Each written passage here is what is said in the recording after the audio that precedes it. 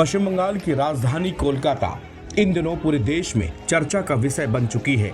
Medical college में रात duty पर तैनात महिला डॉक्टर का रेप होता है और फिर उसकी हत्या कर दी जाती है। इस केस से सब हिल गए और लोगों में गुस्सा पैदा हो गया। इस पूरे मामले में पुलिस की कार्रवाई और उनका रवैया बेहद संदेहजनक रहा। डॉक्टर की लाश मिलने के बाद से लेकर जांच करने तक पुलिस पूरे समय मामले की जांच करने से ज्यादा इसे दबाने में जुटी रही। केस में शुरू से ही तमाम सवाल खड़े हो रहे थे जिनके जवाब नहीं मिल रहे थे। पुलिस इन सवालों के जवाब पर लीपापोती कर रही थी। इमरजेंसी के सेमिनार हॉल में जब डॉक्टर की लाश मिली तो वहां पर मौजूद हर कोई हैरान हो गया। पुलिस बुलाई गई तो पुलिस ने इसे आत्महत्या का केस बताकर रफा दफा करने का प्रयास किया। हालांकि विवाद शुरू हो चुका था। महिला डॉक्टर की लाश जिस तरह से सेमिनार हॉल में पड़ी थी उसे एक नज़र से देखने वाले यही कहा कि उसकी रेप के बाद बेरहमी से हत्या कर दी गई है। अर्धनग्न शरीर पर चोट के निशान थे, कपड़े फटे हुए थे और प्राइवेट पार्ट से खून बह रहा था। इन सब के बावजूद पुलिस मामले को दबाती रही। पुलिस का रवैया देखकर रेजिडेंट डॉक्टर्स ने हंगामा शुरू कर दिया। लगभग 10 घंटे तक विवाद होता रहा। महिला डॉक्टर के पिता भी साथ आए और पुलिस की भूमिका पर सवाल उठाए। 10 घंटे तक ऐसे ही विवाद चलता रहा और उसके बाद महिला डॉक्टर का पोस्टमार्टम किया गया। जब पुलिस अपने रवैये पर चारों तरफ से घिर गई तो सुबह तक सिविल वॉलंटियर संजय रॉय को गिरफ्तार किया।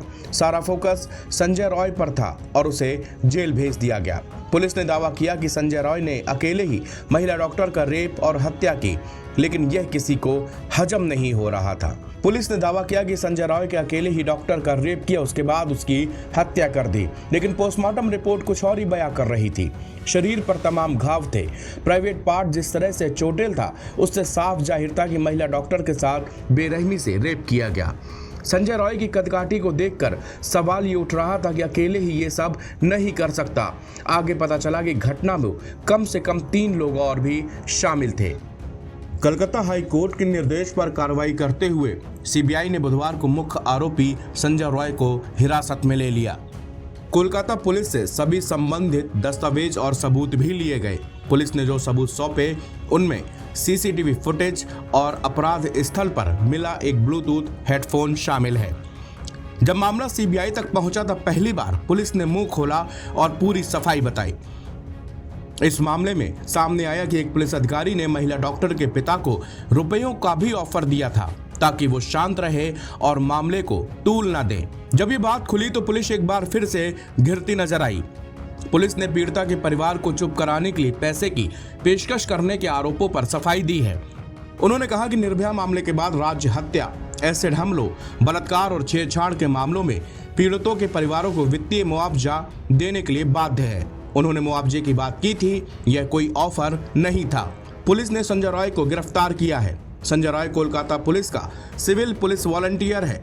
कई सालों से वह पुलिस के संरक्षण में काम कर रहा था। उसे अस्पताल ही नहीं हर जगह आने जाने का एक्सेस भी मिला था। वह दिन और रात में चौकी में रहता था। गिरफ्तारी के बाद उसका आपराधिक इतिहास भी खुला है। ऐसे में सवाल ये उठता है कि पुलिस ने उसे इतने दिनों तक संरक्षण क्यों दिया। वो पुलिस की नाक के नीचे धोखाधड़ी और अपराध को अंजाम देता रहा और पुलिस को भनक तक नहीं लगी। गिरफ्तारी होने के बाद ही पुलिस को उसके अपराधी होने का एहसास हुआ। आखिर इस केस में ऐसा क्या है? पुलिस इस मामले को बस निपटाने में जुटी हुई है। एनबीटी ऑनलाइन की रिपोर्ट।